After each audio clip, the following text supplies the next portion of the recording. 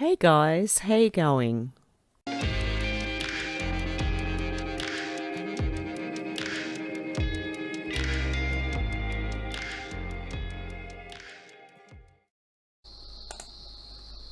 Hey guys, are you worried about 5G or EMFs? Well, I'd like to introduce you to the sponsor of this video. It's a business who supports the truth. It's EMF harmonized and they sell EMF protection technology. It's like Tesla technology. The technology filters out the harmful RF radio frequency waves and has been scientifically proven to do so.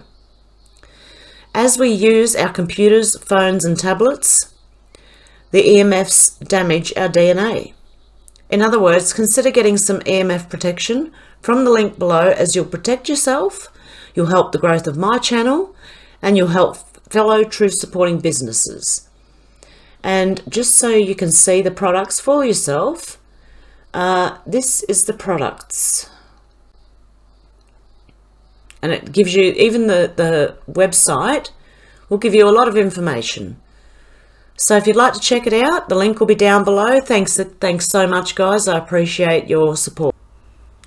And this from Wayne Dupre Media. This could be the best thing Trump supporters have ever done. Nobel Awesome Prize for every last one of them. Okay, I don't care. You can put ads on there. This is brave though, so Trump supporters have been pushed to the brink and they're coming out swinging, folks.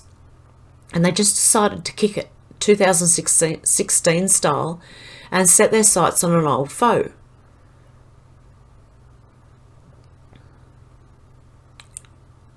It just never gets old. Check it out. A CIA simulation warlord. Trump supporters are at Clinton's house in New York chanting USA and lock her up.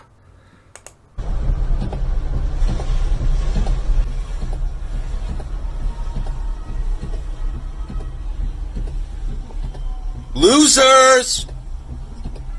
Landslide!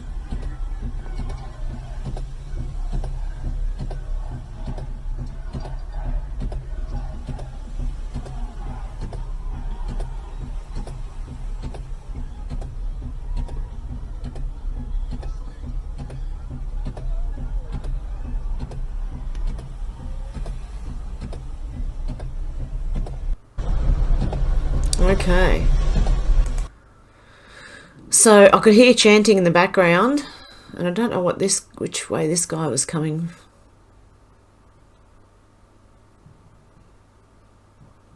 Why was he yelling out losers? Okay, this is pretty great to see, as Hillary really has been high on the hog since Biden was announced as president-elect by our media, and rumours are flying that he might put her in his cabinet.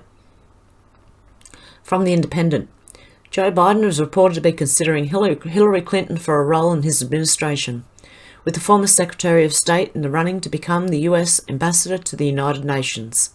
Oh, great. Miss Clinton, who lost to Donald Trump in 2016 presidential election, has been discussed as a potential pick for the role, according to the Washington Post. Nah, not going to happen.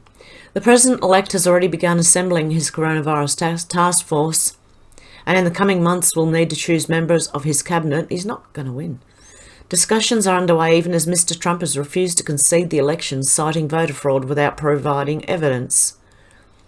Mr. Biden's team has been vetting potential candidates for top roles in his administration for months, and a number of options are to be presented to him in the coming days. Oh, that's because this is from The Independent. Yeah, okay, that's why it has a severe left slant to it. On Ms. Clinton, sources told the Post that the move would be a way for Biden to highlight the importance of that position in his administration, and placing her there would raise the prestige of the UN itself at a time when global cooperation and the US role in the world stage has ebbed.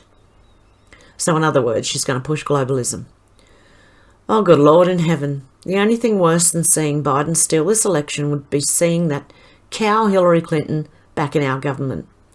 Why can't this woman just retire and move on with her life? She's worse than a bridesmaid who's never the bride. Wow. What a nightmare that would be. But luckily, it is not going to happen. And from N1 Nasty One, research. This. Okay, Obama invested millions into the pharma industry in Carlsbad, California. Started a power station, a desalination plant. There are too many pharmaceutical industries there. Not enough space above ground. So, some must be hidden underground. Dig, Anons. And then he put, it looks like the Carlsbad power station has been shut down in 2018. It was put into retired status and officially stopped operations under an agreement approved by our NRG, SDG&E and the City of Carlsbad in January 2014. NRG committed to tearing down the old plant within 3 years of its retirement. Due to the COVID-19 public health emergency, the demolition has been delayed. The new estimated completion date is nothing. Underground Big Pharma, what could possibly go wrong? And that was Sinbad Fury. Could be the hidden owner of BVF INC hedge fund that invested in Ionis Pharmaceutical Carlsbad. Wow. Provide an opportunity to efficiently create genetic medicines that are designed to correct those genetic defects or change your genetics. And from Jim Hoft, Democrat Wayne County board member of canvassers threatened two Republican mayors who refused to certify ballots. And it's a video via the Gateway Pundit.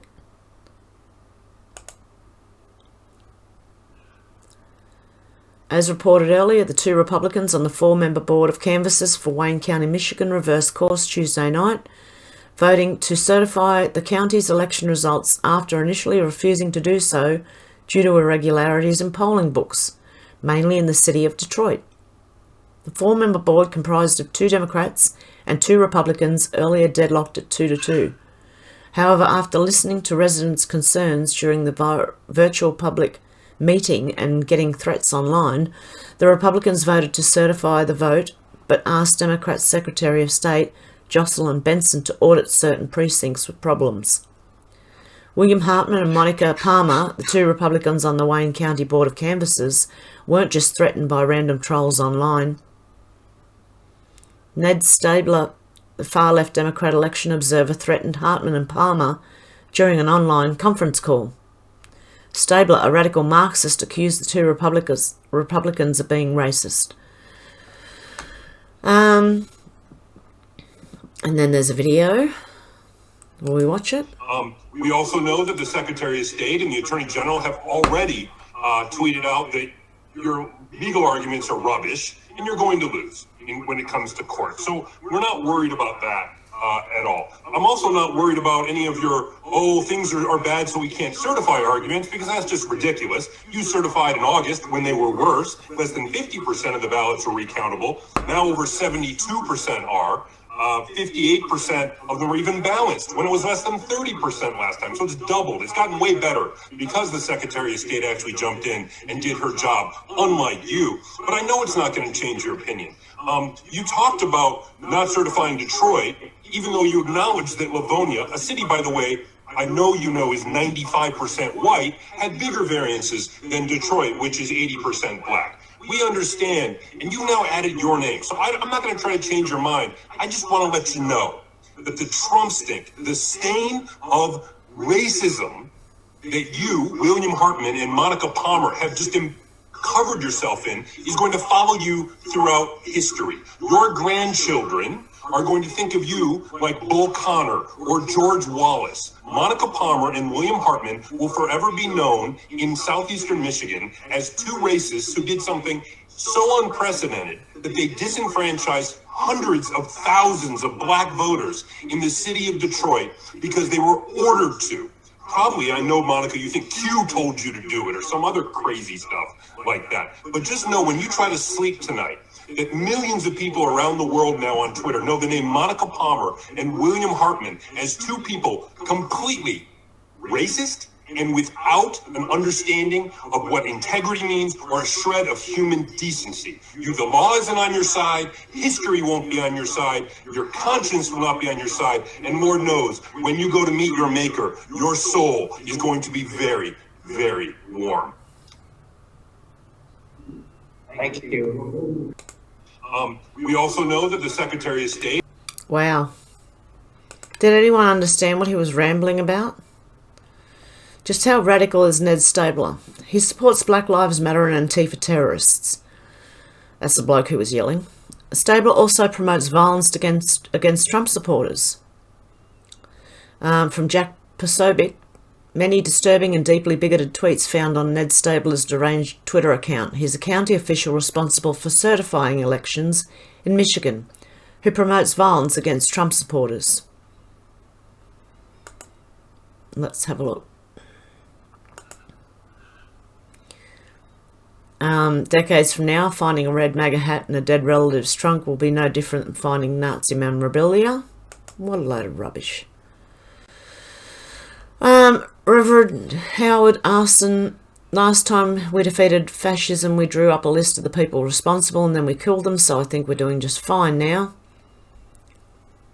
Because Kevin Sorbo says, imagine thinking you've defeated fascism as you create a blacklist of your opponent's staff and supporters so you can hold them accountable. And that's what they're doing. Aaron Mayer's Antifa TV VCR says you can still be a good person and enjoy videos of Nazis getting their lights punched out. Ah, dear. What have we come to? Where are my bookmarks? Okay, and that was the end of that article. And that was Jim Hoft. I hope I did say that. From Dawson S. Field. Yeah, maybe now they'll quit calling me about my extending my car warranty. India-based VoIP provider and its director indicted for facilitating millions of scam robocalls to Americans. Indian-based voice over internet protocol provider Sampark and Gaurav Gupta. And we get that here too. We get, have you been in a car accident lately? And all sorts of weird, stupid calls. Okay, Atlanta. A first of its kind indictment was unsealed today against Indian-based voice over internet protocol provider Sampark and its director Gaurav Gupta, who pushed out tens of millions of scam calls to American consumers on behalf of India-based phone scammers. Pursuant to a consent permanent injunction, a federal court has also ordered a Florida-based server farm to stop providing Sampark and Gupta with servers used to help perpetuate the fraud scheme. The consent permanent injunction seeks to prevent Sampark and Gupta from further victimizing US consumers through the use of the servers located in Florida. The defendants bombarded American consumers with scam calls, causing emotional and financial devastation, including to vulnerable and elderly individuals, said US Attorney Byung BJ Pak. Those who facilitate fraudulent calls into the United States will be investigated and brought to justice. The Treasury Inspector General for Tax Administration aggressively pursues those who defraud taxpayers by impersonating employees of the Internal Revenue Service, said Russell George, the Treasury Inspector General for Tax Administration. I wish to thank the US Department of Justice and our law enforcement partners involved in this first-of-its-kind indictment. Taxpayers must remain cautious of unsolicited telephone calls from individuals claiming to be Internal Revenue Service employees. If any taxpayer believes they or someone they know has been a victim of an Internal Revenue Service impersonation scam, they should report it to the Treasury Inspector General for Tax Administration at this or by calling that. According to US Attorney Pak, the indictment and the complaint, defendant I'm having trouble pronouncing names lately, guys. Oh, thank you for the corrections in the last videos, by the way. Gaurav Gupta directed and operated Sampark. All these letters. Serve Private Limited over a voice over IP company that alleged sent calls from criminal India-based call centres to victims in the United States, both directly and through VoIP providers located in the United States. And they do that here too, guys, in Australia. From May 2015 to June 2020, the defendants passed tens of millions of scam calls from India into the United States, leading to reported victim losses of over $20 million. The callers purported to be legitimate government agencies and businesses and misled victims over the phone. The callers allegedly used multiple frauds, including Social Security impersonation, IRS impersonation, and loan scams. Also here, they ring up and ask if you had an accident, and they try to get you to give them your details. They also ring and say they're from the telephone company and that your internet can only be turned on if you give them so many $100. What else was there? Oh, there was another one that rang me one day, and I said, okay, well, he said he was from like Telstra or Optus, which is our phone companies, and I said, okay, I'll give you a ring back then. What's your name? And he hung up. Just ask them what their name is and where they're from and their phone number, and they'll normally hang up. Never give them any money. Never, ever, ever. If you think that's the problem, you hang up from that person and you ring like your taxation, whatever, the IRS or Social Security. If they say they're from there, you ring them back. Don't get the phone number off that person and ring them back. You go to the proper number and you ring them back, and they will tell you that it is a scam. Because that's what I did. I actually rang them back and said, because they threatened to they said that my internet was going to be cut off or something. And I said, thank you, what's your name? I'll ring back the company. And he hung up, and I thought, okay, I'm going to ring back the company just to let them know. So I rang them back and said, there seems to be somebody ringing from your company saying that the internet's going to be turned off. They checked, they said, no, that's not happening. And they did say, yes, it's a scam. So I told them that it was the last number that called me, so they could go back and have a look if they wanted to. That was the telephone service. Okay, now let's keep going here. As part of a Social Security scam, Indian-based callers posed as federal agents in order to mislead victims into believing their Social Security number was involved in crimes. Callers threatened arrest and the loss of the victim's assets if the victims did not send money. The callers directed victims to send cash to aliases used by other members of the fraud network and to transfer funds via gift cards to the callers. In one instance, in November 2019, the callers kept a Marietta, Georgia woman on the phone for over 11 hours while they convinced her that her Social Security number had been compromised, that there was a warrant for her arrest in Texas, and that she should tell no one about the purported investigation. Now that's where I would hang up, and I would ring Social Security, and I would also be ringing the police and asking what investigation and what is the warrant for her arrest about, because that's the only way you'll find out that this is a scam. Unless you already know that, because after 11 hours after I think 30 minutes of them trying to convince me to give them money, I would have been off the phone and ringing. The callers told the victim that her assets were going to be frozen and that she should purchase gift cards in order to protect her money.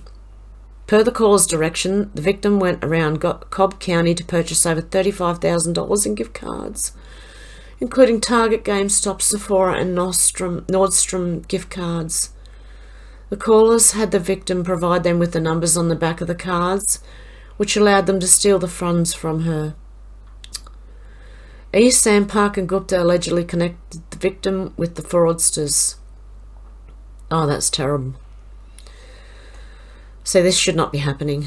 As part of the IRS impersonation scam, Indian-based callers posed as IRS or Treasury officials and defrauded the US residents into believing they owed money to the IRS or would be arrested and fined if they did not pay alleged taxes back taxes, fines and fees immediately. For example, in April 2017, a Georgia resident received numerous phone calls from an individual who claimed to work for the IRS. A caller told the victim that he owed $28,000 to the IRS in back taxes, and that if he did not pay, he would be arrested.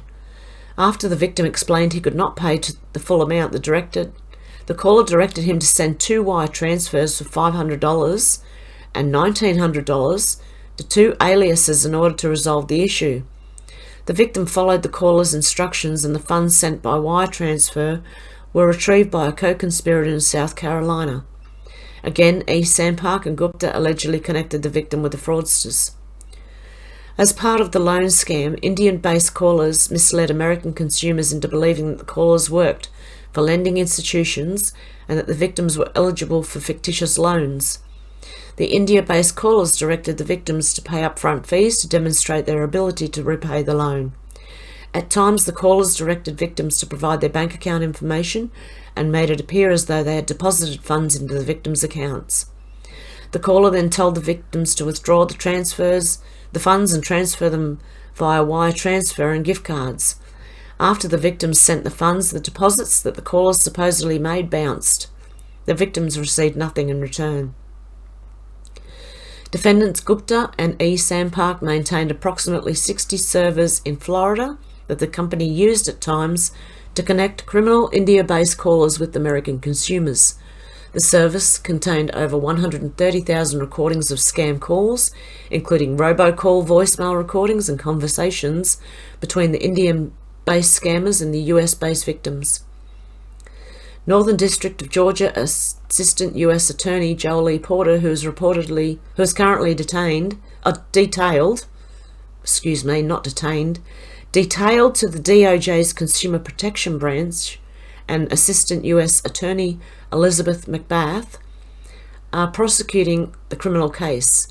Northern District of Georgia Assistant U.S. Attorney Armin Adzhemyan is handling the civil injunction matter. The U.S. Treasury Inspector General for Tax Administration, Fraud and Schemes Division is investigating the case with the assistance of the Social Security Administration Office of Inspector General, Homeland Security Investigations, Department of Homeland Security Office of Inspector General, the Texas Police Department, and the Matagorda County, Texas Sheriff's Office. Wow, okay, that was a mouthful. U.S. Attorney Pack thanked TIGTA for its investigation of the case and the DOJ's Consumer Protection Branch for their substantial coordination efforts. Okay, I'm blind and I can't read today. He also expressed appreciation to AT&T's Global Fraud Management Organization for apprising the U.S. Attorney's Office of the alleged offences. The U.S. Attorney's Office for the Northern District of Georgia is part of the Department of Justice Transnational Elder Fraud Strike Force. The strike force focuses on investigating and prosecuting defendants associated with foreign-based fraud schemes that disproportionately affect American seniors. These include romance scams, phone scams, mass mailing fraud schemes, and tech support fraud schemes. For further information on these scams, see this website. The public should exercise caution with any caller who claims to be a government employee. Government agencies will never threaten you with immediate arrest or other legal action if you do not send cash, retail gift cards, wire transfers, or internet currency. They will also never demand secrecy from you in resolving a debt or any other problem. If you need to send a payment to IRS or Social Security, the agency will send a letter with payment options and appeal rights. If you or someone you know is age 60 or older and has been a victim of financial fraud, help is standing by at the National Elder Fraud Hotline on 1-833-372-8311. The public is reminded that gift cards are for gifts, not for payments. If a stranger purporting to be a legitimate business or government agency demands payment with a gift card, hang up. Anyone who demands payment by gift card is a scammer. Once you buy the gift card, the callers typically demand the number on the back of the gift card. That number lets the caller immediately steal the money loaded onto the card. If anyone rings you up demanding money from anything, hang up. Get where they're from wherever they say they're from, write it down, ring that company back. Never, ever, ever give your bank details to anyone over the phone, ever. That is just, they're just so wrong. And from RE5AGAM, dominion over livestock comes from the book of Genesis, which is an account of the creation of the world and early history of humanity. They're openly calling us sheep cattle. They mocked us by calling it dominion. And from Dan Bongino, getting rid of Whitmer would be good for Michigan. They want to impeach her because of the lockdown. I would.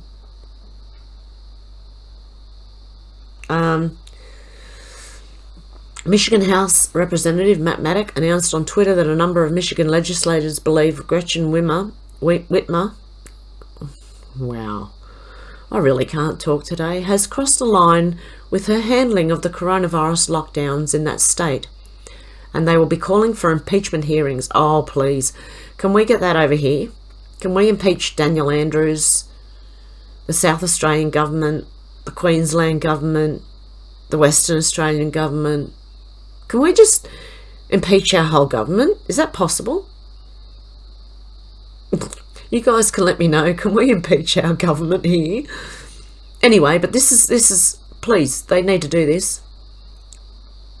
The weaponised contract tracing databases to aid Democrat campaigns, using kids as political pawns, and denied special needs students who depend on services that occur during an in-person classes, caused the unnecessarily death of thousands of our vulnerable elderly who died alone, scared in nursing homes. She's ignored court orders, violated constitutional rights, completely ignored due process and the legislature. Okay. So yeah, definitely, please do. And this from Zuby. How did China recover without a vaccine, and why doesn't anybody talk about this? And you did see them partying. This was months ago. They were all partying without masks, and they've beaten it. Do you get it now? I'm waiting for the normal people to wake up. This is a fraud, guys. It's the flu. And it also makes me think about Glam's calling. When I did discount it because they said that the coronavirus was a real thing, I might have been a bit quick to judge that, because I think it is, because coronavirus is a cold, a flu. There's many of them. So they may not technically be lying about a coronavirus, but they're technically lying saying it's pandemic because it is the flu. But then again, the flu is at pandemic levels anyway. Every year, I believe the flu was... I'm hearing this, the Spanish flu of the early 1900s was actually a government thing as well. But please don't quote me on that. I'm not sure. I'm sure we'll find out eventually. Okay, this one from 3 Days, 3 Nights. Thank God. The best red pill that will come out of all this fraud is how few people are actually liberals. We will realise that America has always been a centre-right nation at 60-40 split. Basically, any super-liberal area is proof of long-term voter fraud. That's Sidney Powell. I think you'll find that too. I think you'll find most people are conservative. From Dr. Russell McGregor, POTUS has highlighted the vote fraud, but is keeping it at arm's distance from the underlying... He's keeping at arm's distance from the underlying investigations. The military, DOJ, DHS, and FBI will blow this open, however. He must be unawares of their sources and methods. His legal team will uncover stepwise at the pace desired. And from Dr. Russell McGregor, Rudy Giuliani, several election lawsuits ready to go to the Supreme Court. So if you are hearing...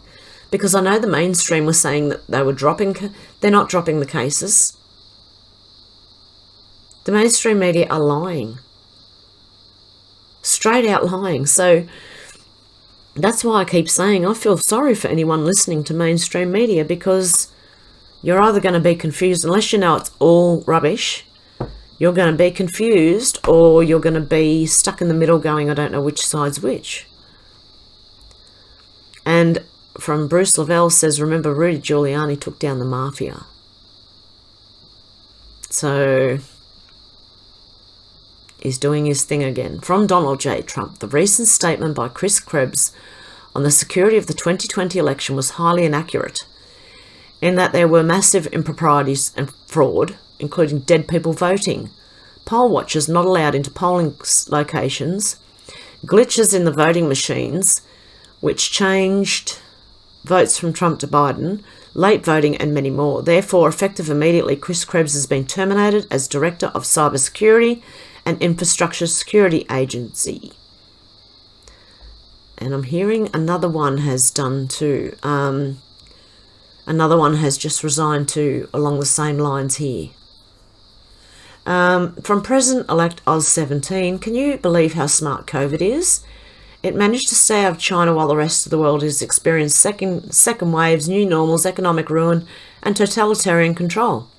It's so smart that China does not need a vaccine and life is back to normal there. Wow. So what does that tell you? Because China's now celebrating that they're, as if Joe Biden gets in, that they're king of the world. And our politicians are already sold out to them and going on with all of the China, including Morrison, all of the China stuff. And this from Dame D. World Economic Forum partners. Let's have a look. S&P Global Ratings, S4 Capital, Sapiem, Salesforce, Sanofi, SAP, Saudi Aramco, Saudi-based Basic Industries, Saudi Telecom, Esper Bank, Schneider Electric, Scotiabank, Sealed Air. Wow, there's a lot there. Swift, Syngenta. Okay, I'm going to let you guys go through this because there's a lot. State Grid Corporation of China, Hackensack Meriden Health, HCC, HCL Technologies, Heineken, Henkel, lots, Hewlett Packard, Hitachi, Hikma Pharmaceuticals, Home Instead Senior Care, Honda Motor, Hong Kong Exchanges and Clearing, HP Trust, HPS Investment, HTC, Huawei, Hyundai, Takeda Pharmaceutical, Tama Group, TD Bank. Wow. Just looking for any Tyson Foods, Turkey Wealth Fund, TPG, Toyota, Toshiba. Oh my goodness. And these are only like S, H and K. I, sorry. ING, IBM. Oh my god, Indo Food, India Agriculture, Indian Oil, Indus, Industrial and Commercial Bank of China. Oh my god.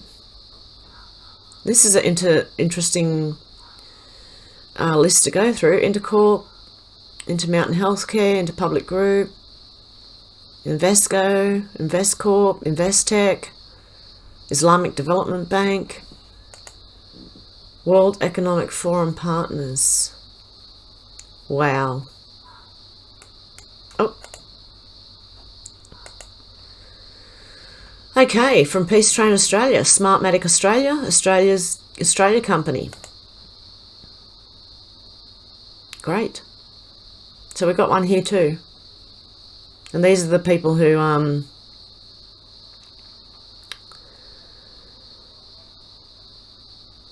oh my goodness.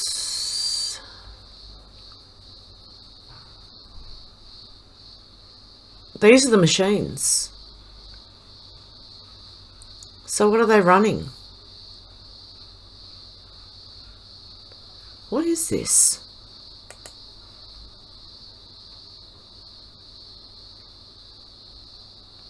Australia Business Registers. It was incorporated in 2017. The business is recorded as an Australian proprietary company, limited by shares.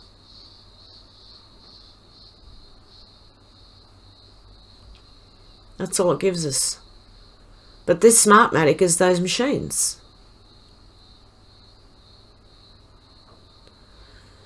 And this one from N1 Nasty One, South Australia COVID outbreak, because they've now South Australia shut down. Victoria's still shut down. South Australia's going in. And this is Graceful Earth. And it's showing you where there has been a breakout. And, oh no, this is just, oh, hang on. No, this is just the Telstra tower at 5G, 3,500 megahertz.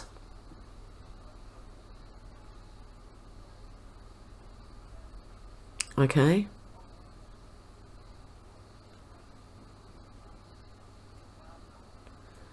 So it's apparently, how do they know? Because that's just highlighted in yellow and that's just highlighted in yellow. How do you know it's actually a 5G?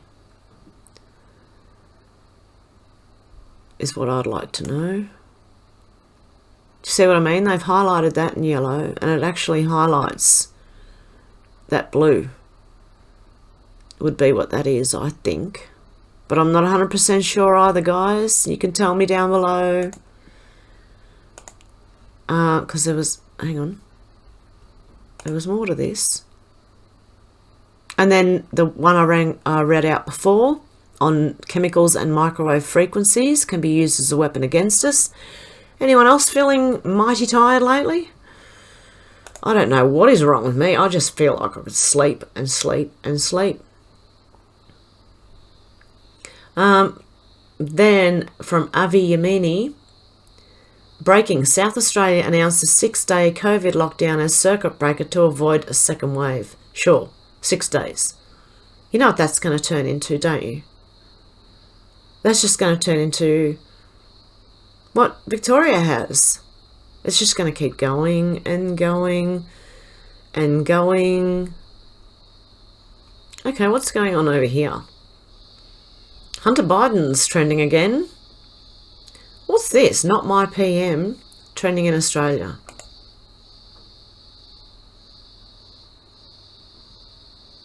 Surely someone briefed Morrison that Japan people bow.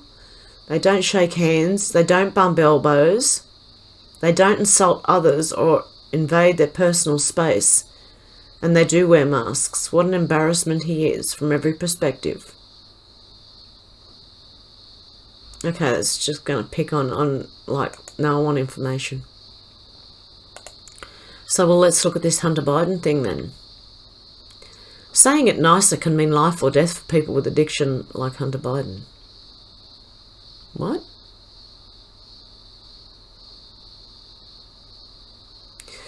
Appoint a special counsel from Tom Fitton. Appoint a special counsel to look into Hunter Biden deals. Because they go a long way. Okay, let's have a look. New York Post. Okay, we'll take it with a grain of salt. Let's have a look. They're the ones who broke the story, weren't they? Now I need to go smaller because that's just too much. There we go. Oh no, the whole thing's just too much. Tuesday hearings starred the Masters of the Universe, offered another reminder that big tech meddled in the election by blocking the Post reporting on Hunter Biden's business schemes. As Senator Lindsey Graham put it to Twitter's Jack Dorsey and Facebook's Mark Zuckerberg, what I want to try and find out is, why do you have editorial control over the New York Post? Their yada yada yada answers don't change the fact that Dorsey and Zuckerberg abused their enormous power to fit their partisan bias Protecting Joe Biden was their goal, and their actions, combined with the left-wing media outlets' decision to ignore the revelations, prevented most Americans from learning about the scandal for 2 weeks in late October, when millions of people were voting. I'm on Brave. How are these all popping up everywhere? Go away. It won't even close. Hang on, guys. Okay, the only way to get rid of this thing was to minimise it all. Had to zoom back out again. Yet something worse than a news blackout looms if Joe Biden becomes president. The complete truth about his family's lucrative and suspect connections with foreign powers would never see the light of day, because the Biden Department of Justice would almost certainly deep six evidence of wrongdoing. The evidence includes the messages, documents and emails presented by whistleblower Tony Bobulinski, a former partner of Hunter and Jim Biden. Bobulinski says Joe Biden was slated to get a 10% cut of the big deal with a Chinese conglomerate whose owners were close to the communist government and military.